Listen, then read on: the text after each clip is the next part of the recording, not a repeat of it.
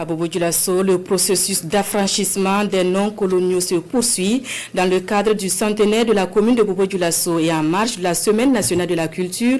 Des avenues ont été rebaptisées. L'avenue Charles de Gaulle porte désormais le nom du capitaine Ibrahim Traoré et celui de Chalon en Champagne renommé avenue de l'Alliance des États du Sahel. Cérémonie de rebaptême avec Bernard Kombelem et Moussaki.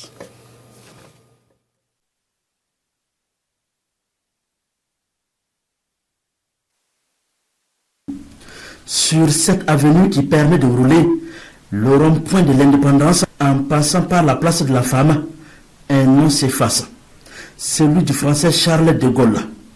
Désormais sur cette avenue dans la capitale économique burkinabé, le nom du capitaine Ibrahim Traoré est inscrit en lettres d'or. Un changement de dénomination dévoilé ici au public par le ministre d'État, ministre en charge de l'administration territoriale. À quelques kilomètres de là, se trouve aussi la nouvelle avenue de l'Alliance des États du Sahel. L'acte marque ainsi le dévoilement du nom de cette route partant de la place de la femme au rond-point du cinquantenaire, autrefois appelé avenue Chalon en Champagne. Le changement de dénomination de ces avenues s'inscrit dans une dynamique de reconnaissance et de magnification des actions du chef de l'État burkinabé, le capitaine Ibrahim Traoré. Il se veut également un symbole du rayonnement de la RPP, la révolution progressiste populaire dans la cité de Sia.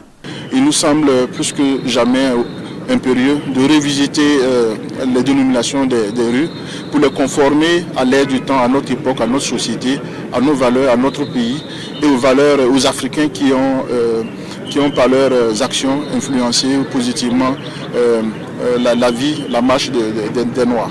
Nous avons appris à reconnaître des modèles chez nous et donc à commencer par le capitaine Ibrahim Traoré dont la plaque a été dévoilée.